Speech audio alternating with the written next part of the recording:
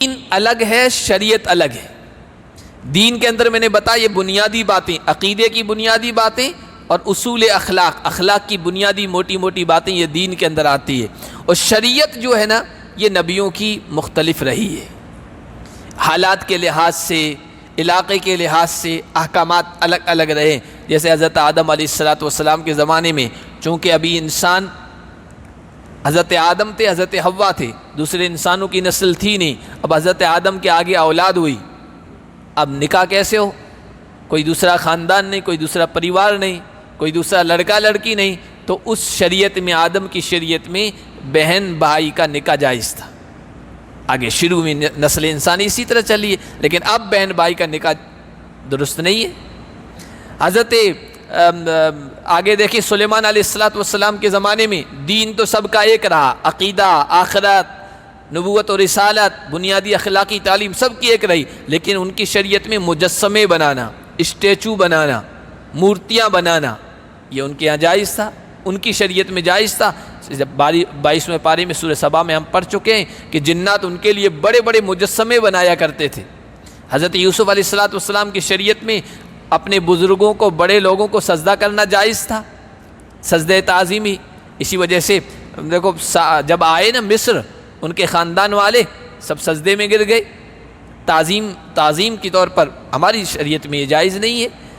اسی طرح دیگر پیغمبروں کی شریعتوں میں کچھ باتیں ایسی تھیں جو اس وقت جائز تھی، ہماری شریعت میں جائز نہیں ہے، لیکن دین کی بنیادی باتیں سب کی ایک جیسی رہی ہے۔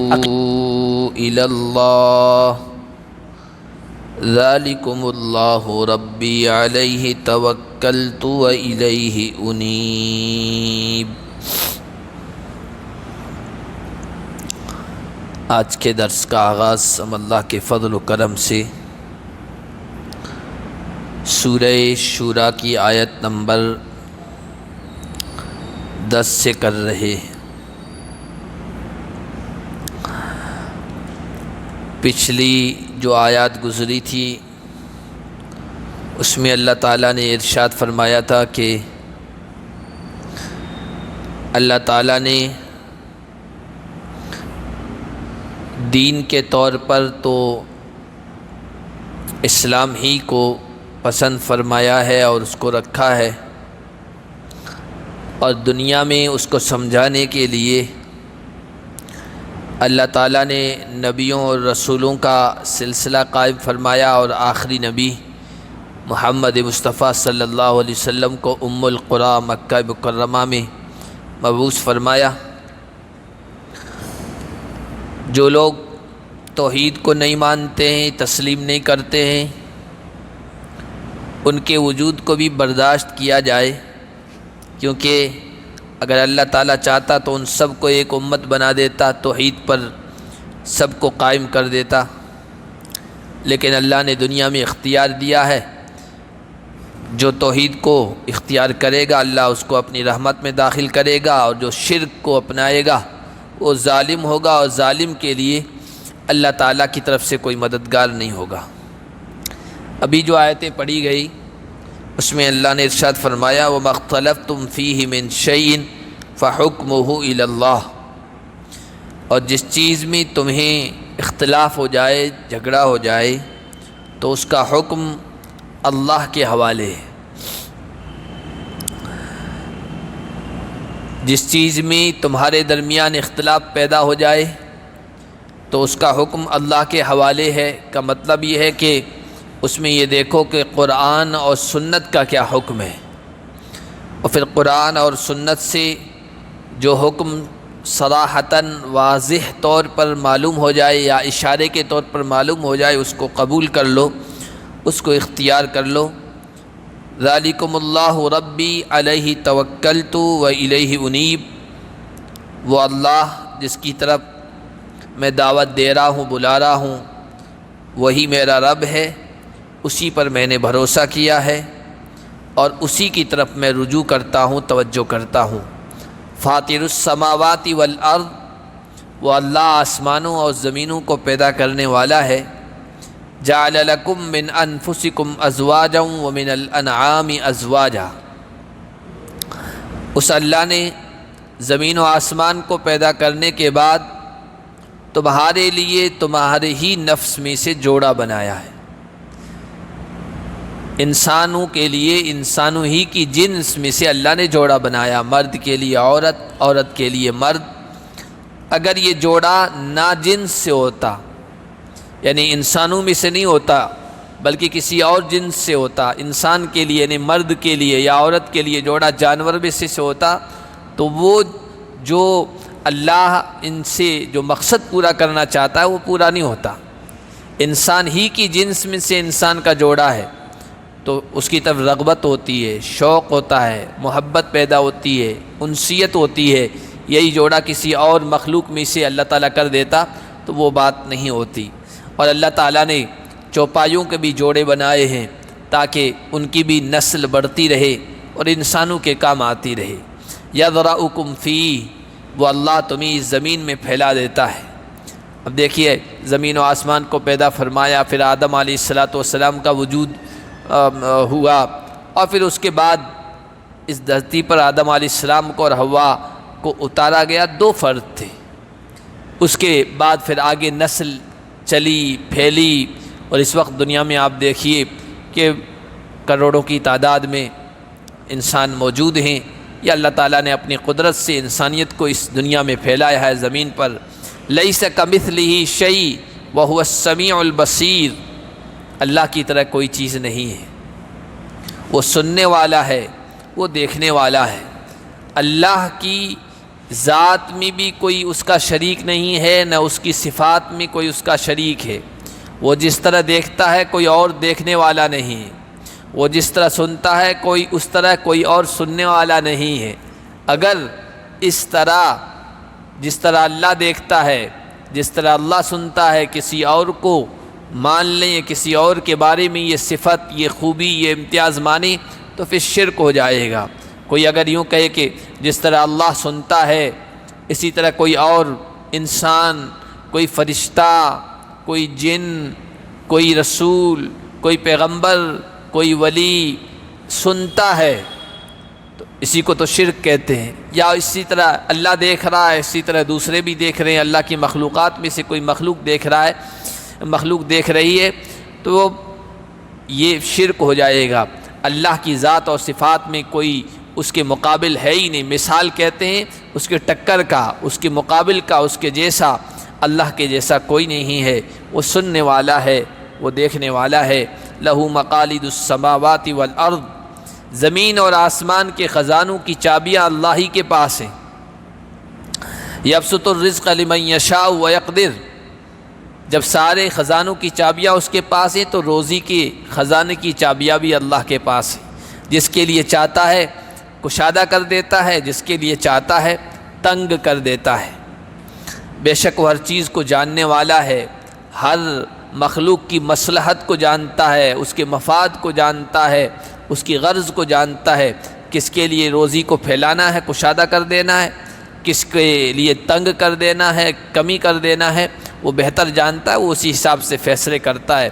اور پھر یہ بات کہ اللہ تبارک و تعالیٰ کے خزانوں میں جب کوئی کمی نہیں ہے تو اللہ تعالیٰ نے سب کو کیوں نہیں نواز دیا، سب کو خوشحال کیوں نہیں بنا دیا، سب کو مالدار کیوں نہیں بنا دیا، ایک دوسرے کا محتاج کیوں نہیں بنا دیا ہے، ضرورت مند کیوں بنا دیا ہے؟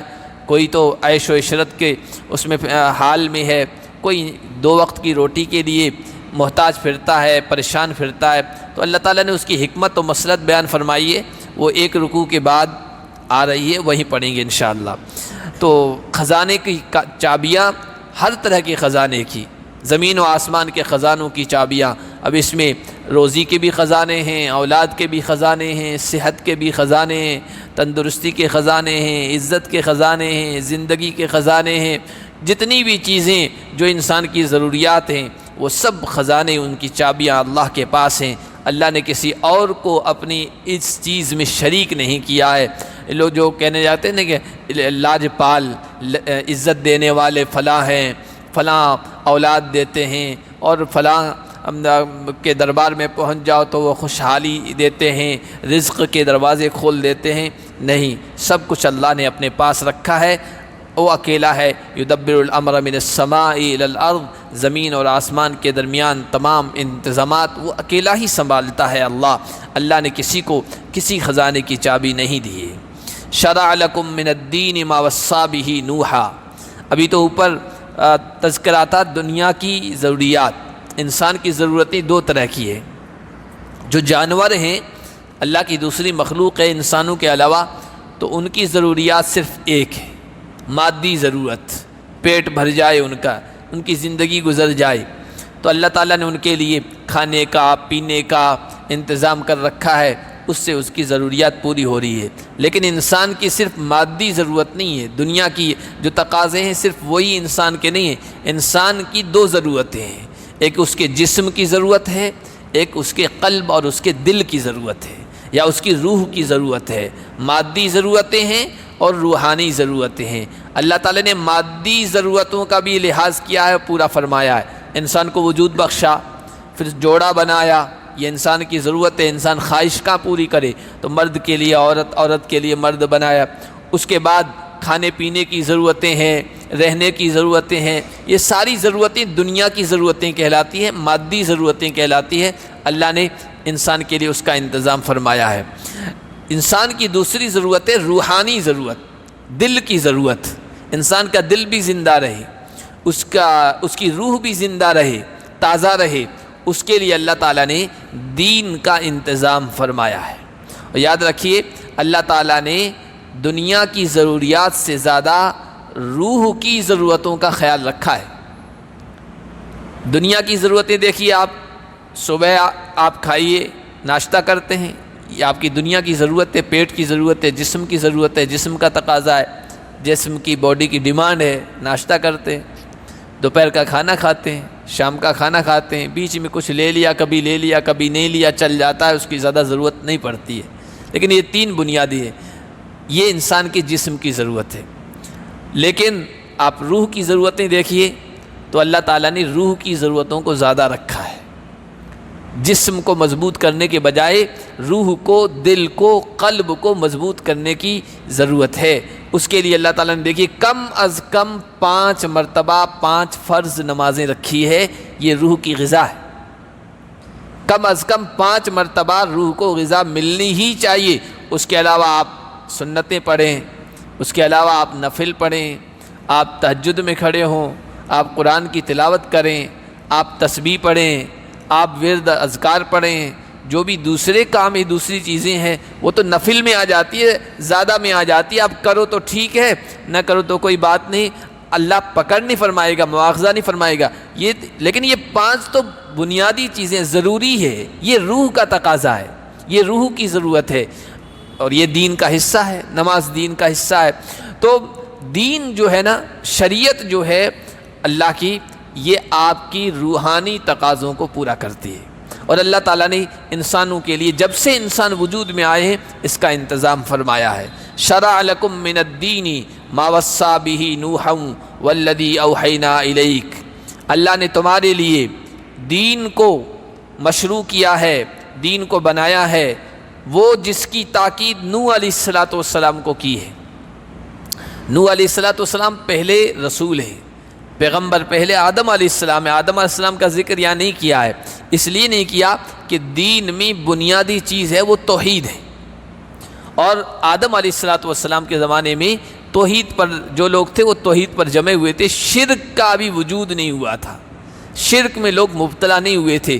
شرک کہاں سے شروع ہوا ہے؟ حضرت نوح علیہ السلام کی قوم سے شروع ہوا ہے، اس لیے حضرت نوح علیہ السلام کا ذکر کیا ہے، ورنہ آدم کا بھی ذکر اس میں آ جاتا۔ آدم علیہ السلام کے زمانے میں شرک نہیں تھا۔ تو جس اللہ نے تمہارے لیے وہ دین متعین کیا ہے جس دین کی تاکید نوح سے کی تھی، والذی اوحینا الیک وما وصینا بہ ابراہیم وموسیٰ وعیسیٰ، نوح علیہ السلام کو جس دین کی تاکید کی تھی اسی کی تاکید ابراہیم کو کی تھی، اسی کی تاکید موسیٰ کو کی تھی، اسی کی تاکید عیسیٰ کو کی تھی۔ یہ پیغمبر جو ہے نا، ان کو اولو العزم من الرسل، اسی صورت میں آخر سے پہلے والا جو رکوع ہے وہاں آ رہا ہے اولو العزم من الرسل، یعنی پختہ بلند عزائم والے رسول، بڑے جو رسول ہیں ان کا تذکرہ عام طور پر قرآن میں کیا جاتا ہے۔ ان میں حضرت نوح، حضرت ابراہیم، حضرت موسیٰ اور حضرت عیسیٰ 4 اور 5ویں حضور علیہ السلام ہیں۔ 5 بڑے پیغمبر۔ تو حضور علیہ السلام پر تو جو یہ وحی نازل کی جا رہی ہے، قرآن نازل کیا جا رہا ہے، اس وجہ سے تذکرہ نہیں کیا۔ باقی 4 بڑے پیغمبروں کا تذکرہ یہاں کیا۔ اے نبی، ہم نے آپ کے لیے دین وہ متعین کیا ہے جو ان تمام پیغمبروں کو دیا تھا۔ یہی ہے وحدت دین۔ اسلام جو قائل ہے وہ وحدت دین کا قائل ہے۔ آج کل بہت سارے لوگ جہاں ایسا مجمع ہوتا ہے اور ایسا اجتماع ہوتا ہے، ایسی بھیڑ ہوتی ہے جہاں سب لوگ ملے جلے ہو، ہندو بھی، مسلم بھی، نان مسلم بھی، غیر مسلم بھی، عیسائی، یہودی، مسلمان، ایسا مجمع جہاں ہوتا ہے وہاں بات کرنے کی نوبت آتی ہے، گفتگو کرنے کی، تو یہ کہتے ہیں کہ سارے دین ایک جیسے ہیں، سارے دھرم اور سارے دین سب برابر ہیں، منزل ایک ہے، راستے الگ الگ ہیں، یہ کہتے ہوئے نظر آتے ہیں۔ یعنی سارے دین ایک جیسے ہیں، منزل ایک ہے، اللہ تک پہنچنا ہے، بھگوان تک پہنچنا ہے، یہ راستے الگ الگ ہیں۔ حالانکہ ایسا نہیں ہے، یہ غلط بات ہے۔ وحدت دین، سارے دین ایک نہیں، دین ایک ہی رہا ہے آدم سے لے کر محمد الرسول اللہ صلی اللہ علیہ وسلم تک، دین ایک ہی رہا ہے، اور وہ دین اللہ کا محبوب ہے، اللہ کا پسندیدہ ہے، اور اسی کو دین اسلام کہا گیا ہے۔ اور اسی کی طرف اللہ یہاں فرما رہے ہیں تمہارے لیے وہ دین متعین کر رہا ہوں جس کی تاکید نوح کو کی تھی، ابراہیم کو کی تھی، موسیٰ کو کی تھی اور عیسیٰ کو کی تھی۔ یہ ہمارے علماء پہلے سے کہتے چلے آ رہے ہیں کہ دین صرف اسلام ہے، دین صرف اسلام ہے، ان الدین عند اللہ الاسلام۔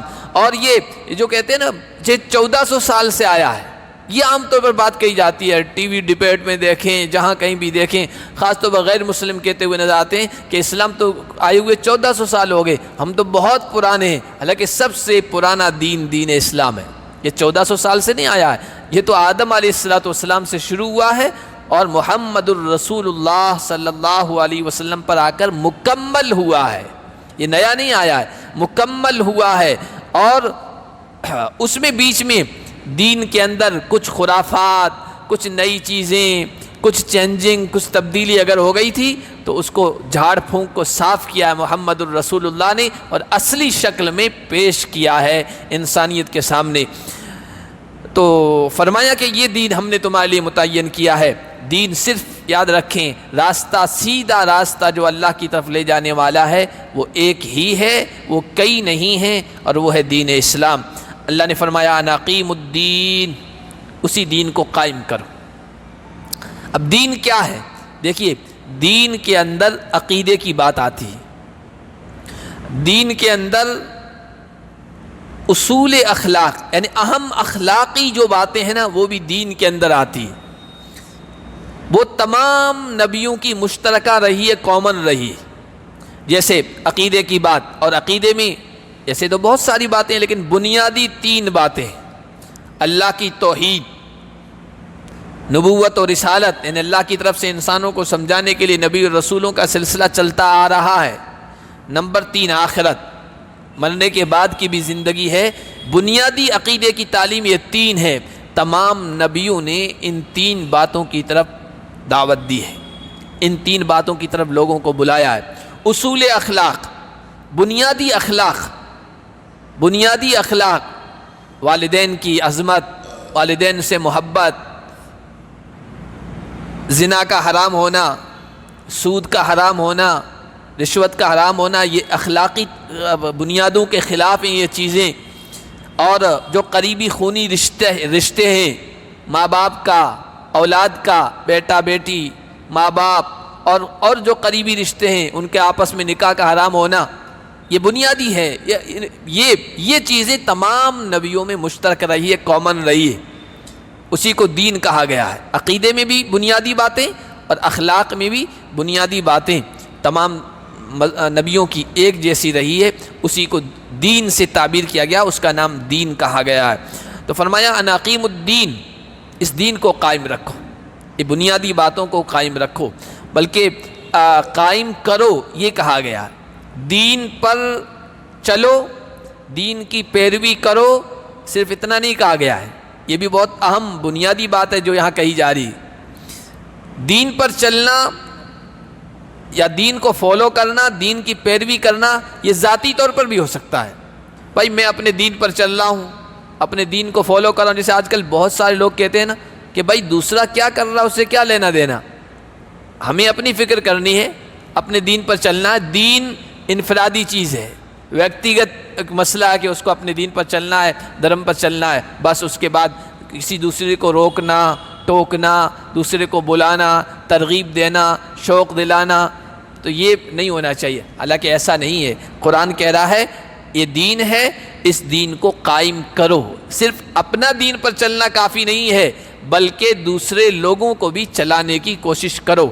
اگر آپ حکومت والے ہیں، ذمہ دار ہیں، تو پھر حکومت اور ذمہ دار کے پاس پولیس کا، فوج کا ڈنڈا ہوتا ہے، اس کے ذریعے سے چلاؤ، لوگوں کو بلاؤ۔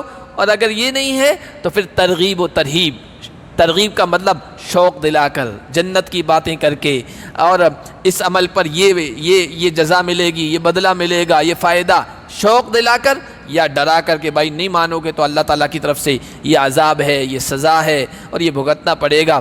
تو دین قائم کرنے کا مطلب یہ ہے لوگوں صرف اپنے خود کے دین پر چلنا، اس پر بھروسہ کر لینا، بس میری ذمہ داری پوری ہو گئی، میری ڈیوٹی پوری ہو گئی، یہ کافی نہیں ہے، بلکہ دوسرے لوگوں کو بھی دین کی طرف بلانا ہے۔ یہ ہے اقامت دین، جس کا حکم یہاں دیا گیا ہے کہ دین کو قائم کرو۔ وَلَا تَتَفَرَّقُوا فِيهِ، دین میں تفرقہ مت پھیلاؤ، دین میں تفرقہ مت پھیلاؤ۔ دیکھو دین الگ ہے، شریعت الگ ہے۔ دین کے اندر میں نے بتایا یہ بنیادی باتیں، عقیدے کی بنیادی باتیں اور اصول اخلاق کی بنیادی موٹی موٹی باتیں یہ دین کے اندر آتی ہے۔ اور شریعت جو ہے نا یہ نبیوں کی مختلف رہی ہے، حالات کے لحاظ سے، علاقے کے لحاظ سے احکامات الگ الگ رہے۔ جیسے حضرت آدم علیہ السلام کے زمانے میں چونکہ ابھی انسان، حضرت آدم تھے، حضرت حوا تھے، دوسرے انسانوں کی نسل تھی نہیں، اب حضرت آدم کے آگے اولاد ہوئی، اب نکاح کیسے ہو؟ کوئی دوسرا خاندان نہیں، کوئی دوسرا پریوار نہیں، کوئی دوسرا لڑکا لڑکی نہیں، تو اس شریعت میں، آدم کی شریعت میں بہن بھائی کا نکاح جائز تھا۔ آگے شروع میں نسل انسانی اسی طرح چلی ہے، لیکن اب بہن بھائی کا نکاح درست نہیں ہے۔ حضرت آگے دیکھیں سلیمان علیہ السلام کے زمانے میں دین تو سب کا ایک رہا، عقیدہ، آخرت، نبوت و رسالت، بنیادی اخلاقی تعلیم سب کی ایک رہی، لیکن ان کی شریعت میں مجسمے بنانا، اسٹیچو بنانا، مورتیاں بنانا یہ ان کے یہاں جائز تھا، ان کی شریعت میں جائز تھا۔ جب 22ویں پارے میں سورہ سبا میں ہم پڑھ چکے ہیں کہ جنات ان کے لیے بڑے بڑے مجسمے بنایا کرتے تھے۔ حضرت یوسف علیہ السلام کی شریعت میں اپنے بزرگوں کو، بڑے لوگوں کو سجدہ کرنا جائز تھا، سجدہ تعظیمی۔ اسی وجہ سے دیکھو جب آئے نا مصر، ان کے خاندان والے سب سجدے میں گر گئے، تعظیم کے طور پر۔ ہماری شریعت میں یہ جائز نہیں ہے۔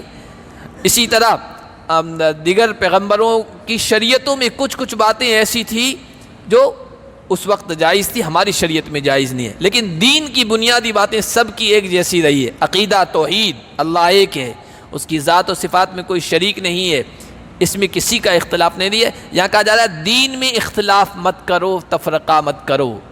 شریعت کی کچھ باتوں میں، دین کا مطلب تنا، جڑ جو ہوتا ہے نا، درخت کی جڑ یا تنا وہ، اور شریعت کا مطلب اوپر جو شاخیں ہوتی ہے، فروعی مسائل ہوتے ہیں، اس کو شریعت کہتے ہیں۔ تو فروعی مسائل میں اختلاف ہو سکتا ہے، یہ فرقہ بندی نہیں ہوگی، اور دین میں اگر کوئی اختلاف کرتا ہے تو پھر وہ فرقہ بندی ہو جائے گی۔ قرآن کہتا ہے وَلَا تَتَفَرَّقُوا فِيهِ، دین کے اندر فرقہ بندی مت کرو۔ كَبُرَ عَلَى الْمُشْرِكِينَ مَا تَدْعُوهُمْ إِلَيْهِ، یہ دین کی بنیادی تعلیم توحید ہے، اس کی طرف آپ بلا رہے ہیں۔ اے نبی، مشرکوں کو یہ بہت گراں گزرتی ہے، بہت مشکل لگتی ہے۔ توحید کا مضمون سب سے زیادہ مشکل ہوتا ہے، اس لیے کہ دنیا میں اکثریت مشرکوں کی ہے، دنیا میں اکثریت، یہاں تک کہ جو اپنے آپ کو مسلمان کہتے ہیں، توحید والا کہتے ہیں، ایمان والا کہتے ہیں، قرآن کریم میں سورہ یوسف میں یہ کہا گیا کہ وما اکثرہم بمؤمنین، ان کی بھی حقیقت جاننے کی آپ کوشش کریں گے تو ان میں بھی اکثر یقین اور ایمان رکھنے والے نہیں ہیں، ان میں بھی شرک میں مبتلا لوگ ہیں۔ وما اکثرہم بمؤمنین، تو جب توحید کی بات ہوگی تو یہ سب سے زیادہ گراں گزرتی ہے مشرکوں کو، جس کی طرف آپ بلاتے ہیں۔ اللہ یجتبی الیہ من یشاء ویہدی الیہ من ینیب، لیکن ان مشرکوں میں شرک کرنے والوں میں کچھ لوگ سعادت مند ہوتے ہیں، نیک بخت ہوتے ہیں کہ وہ اندر ان کا جذبہ ہوتا ہے کہ صحیح بات ہمیں معلوم ہو جائے، صحیح بات ہمیں معلوم ہو جائے، ہم حقیقت تک پہنچ جائیں، حقیقت تک ہماری رسائی ہو جائے۔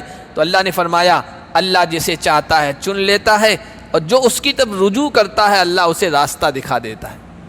بہت سارے لوگ مشرکوں جن کو بات معلوم ہے کہ توحید کی بات صحیح ہے، اور یہ جو شرک ہم کر رہے ہیں یا بہو دیو واد کہتے ہیں، یعنی کئی دیو ماننا، ایک دیو یعنی ایک اللہ کو ماننا، اور کئی دیو ماننا جسے کہتے ہیں شرک جسے کہتے ہیں، یہ اچھی چیز نہیں ہے، لیکن ان کے اندر جذبہ ہی نہیں حق بات کی طرف آنے کا، حق بات کی جستجو کا، تلاش کا۔ اللہ تبارک و تعالی یہدی الیہ من ینیب، جو اللہ کی طرف رجوع کرتا ہے، جس کے دل میں سچا جذبہ ہے کہ مجھے حقیقت تک پہنچنا، اللہ اسے پہنچا دیتا ہے۔ آپ پوری تاریخ اٹھا کے دیکھیں، عجیب عجیب واقعات ملتے ہیں، خود حضور علیہ الصلوۃ والسلام کی زندگی میں اٹھا کے دیکھیں، جن کے اندر جذبہ تھا کہ ہمیں سچ تک پہنچنا ہے، اللہ نے پہنچا دیا۔ پھر آپ دیکھیے حضور علیہ الصلوۃ والسلام کے پاس سلمان کہاں سے آ رہے ہیں؟ فارس سے، ایران سے۔ سچ پانے کا جذبہ تھا، یہدی الیہ من ینیب، اللہ نے پہنچا دیا، حالات سے گزار کر محمد رسول اللہ کی غلامی میں داخل کر دیا۔ صہیب روم سے آ رہے ہیں، بلال کہاں سے آئے؟ بلال حبشہ سے آئے ہیں۔ حق پانے کا، حق بات تک پہنچنے کا جذبہ تھا، سچا اندر سے سچا جذبہ تھا، اللہ نے پورا کر کے دکھایا۔ اور اندر سے جذبہ نہیں ہے تو پھر دیکھیے حضور کے قریبی رشتہ دار ہیں اور خونی رشتہ دار ہیں، قریبی ہیں، چچا ہیں، مکہ میں رہنے والے، بیت اللہ کو دیکھ رہے ہیں، زمزم پی رہے ہیں، اندر سے جذبہ نہیں ہے تو اللہ نے نہیں دکھایا۔ ابو جہل معروم ہو گیا، ابو لہب معروم ہو گیا، قریش مکہ کے بڑے بڑے سردار تھے، معروم ہو گئے، کیونکہ اندر سے جذبہ نہیں تھا، انابت الی اللہ کا۔ اللہ فرماتے ہیں جس کے اندر سچا جذبہ ہماری طرف توجہ کا ہوتا ہے تو ہم اسے راستہ دکھا دیتے ہیں۔ پھر یہ بات ذہن میں آتی ہے کہ بھائی جب توحید کی بات اتنی صاف ستھری ہے کہ ایک اللہ کو مانو، وہ ذات میں بھی اکیلا ہے، صفات میں بھی اکیلا ہے، تو لوگ مانتے کیوں نہیں؟ تو اللہ نے فرمایا وما تفرقوا الا من بعد ما جاءهم العلم بغيا بينهم، ان کے پاس علم آ جانے کے بعد، صحیح پیغام صحیح بات پہنچ جانے کے بعد انہوں نے جو اختلاف کیا ہے، تفرقہ بندی کی ہے، فرقہ بندی کی ہے، وہ آپس کی ضد کی وجہ سے۔ بس آدمی ایگو، انا، میں، بغیم بینہم، ضد، سرکشی، اناد، یہ وہ جذبہ ہوتا ہے جس کی وجہ سے آدمی حق بات کو نہیں مانتا ہے۔ ایک آدمی ضد پر اتر آ جاتا ہے کہ میری بات چلے، میں جو کہوں وہ چلے، یہ جذبہ انسان کا جو ہوتا ہے تو پھر وہ انسان کسی چیز کو اختیار کر لیتا ہے، اس پر اڑا رہتا ہے، اس پر اصرار کرتا ہے، اسی کو قرآن نے کہا بغیم بینہم۔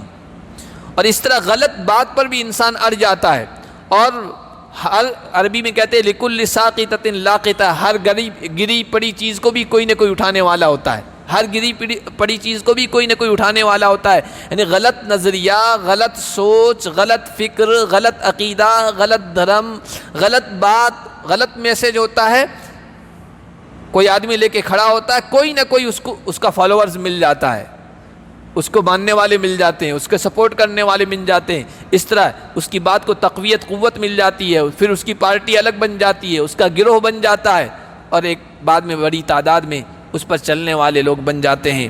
اللہ نے فرمایا یہ جو توحید اتنی صاف ستھری ہے، صاف ستھرا عقیدہ، اس کو مانتے کیوں نہیں؟ بغیم بینہم، آپس کی ضد کی وجہ سے۔ ولولا کلمۃ سبقت من ربک الی اجل مسمى لقضی بینہم، اللہ کی توحید تو سب سے اہم چیز ہے، اور اس کے مقابلے میں شرک ایسا ہے، اللہ نے فرمایا تکاد السماوات یتفطرن، شرک اتنی خطرناک چیز ہے کہ قریب ہے کہ آسمان مشرکوں پر پھٹ پڑے، تو پھر اللہ کا عذاب کیوں نہیں آ جاتا ہے؟ یہ پنپ کیوں رہے مجرم لوگ، شرک کرنے والے؟ اللہ پکڑتا کیوں نہیں ہے؟ تو اللہ نے اس کا جواب دیا ہے، تمہارے رب کی طرف سے ایک بات جس کا پہلے فیصلہ ہو چکا ہے، وہ نہ ہوتی لقضی بینہم، تو ان کا معاملہ نمٹایا جا چکا ہوتا۔ وہ اللہ کی بات کیا جس کا فیصلہ ہو چکا ہے؟ اللہ نے یہ کہا کہ میں اس دنیا میں بھیجوں گا انسانوں کو، انہیں اختیار دوں گا، انہیں مہلت دوں گا، فوراً گناہ کرنے پر، جرم کرنے پر پکڑوں گا نہیں، یہ اللہ کا فیصلہ ہے۔ ورنہ اللہ تبارک و تعالیٰ سب کے درمیان فیصلہ کر چکا ہوتا۔ وَإِنَّ الَّذِينَ أُورِثُوا الْكِتَابَ مِن بَعْدِهِمْ لَفِي شَكٍّ مِّنْهُ مُرِيبٍ۔ اب جن کو کتاب کا وارث بنایا گیا ہے، ان کے بعد یہودیوں اور عیسائیوں نے تفرقہ بندی کی، اختلاف کیا، توحید میں تبدیلی کر دی۔ اس کے بعد یہ مکہ کے مشرک، ان میں اللہ نے اپنا پیغمبر بھیجا اور ان کو قرآن جیسی کتاب دی ہے، یہ لوگ بھی زبردست شک میں پڑے ہوئے ہیں، یہ لوگ بھی جو ہے کنفیوژن میں مبتلا ہیں، محمد کی بات مانے کہ نہ مانے، توحید کے سلسلے میں شک میں مبتلا ہے۔